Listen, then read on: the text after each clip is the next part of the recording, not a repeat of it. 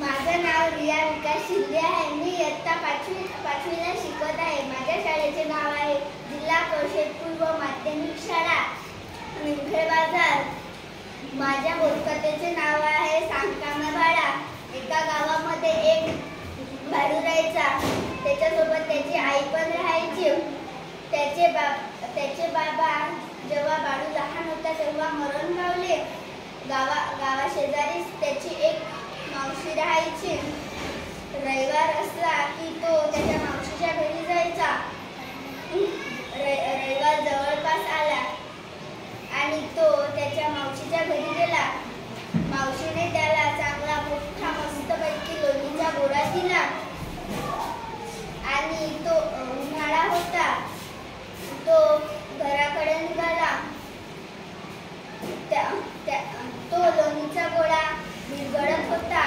त्याने लोणीचा गोळा टोपीमध्ये टाकला आणि टोपी घातली।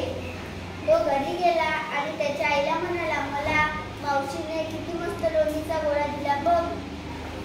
आणि त्या टोपीमधला सगळा लोणीचा गोळा त्याच्या अंगावर विरघळला। त्याच्या आईने म्हटलं, असा कसं का बरं लोणीचा गोळा? चांगलं केळीचं पान घ्यायचं आणि लोणीच्या गोळ्याला धुवायचं आणि पाण्यातून काढायचं लोणीच्या गोळ्याला आणि केळीच्या पानामध्ये टाकायचं आणि आणायचं। तो म्हणाला पुढच्या वेळेस असंच करेल। तो रविवार आला आणि तो त्याच्या मावशीच्या घरी गेला।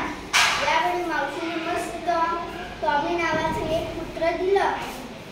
तो कुत्र घेऊन घराकडे निघाला। त्याने त्या कुत्र्याला पाण्यातून काढले आणि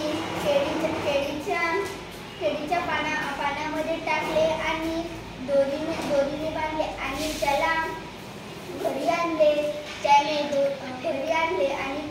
दोरी खोलून बघितली आणि आईला म्हटले, बघ मी टॉमी नावाचा एक कुत्रा मावशीने मला दिला।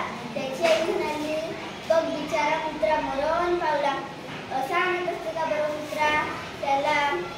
त्याला दोर बांधायचा आणि असं हळूशीर त्याला पकडून आणायचे। तो म्हणाला पुढच्या वेळेस असंच करेल।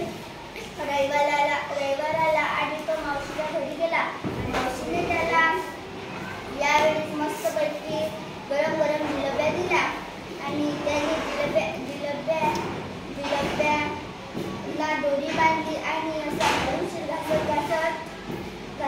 घराकडे निघाला आणि दोरीला एक पण जिलेबी राहिली नाही। सगळ्या रस्त्यामध्ये एक एक करून पडून गेल्या आणि तो म्हणाला, बघ मला मस्तपैकी मावशीने गरम गरम जिलेब्या दिल्या।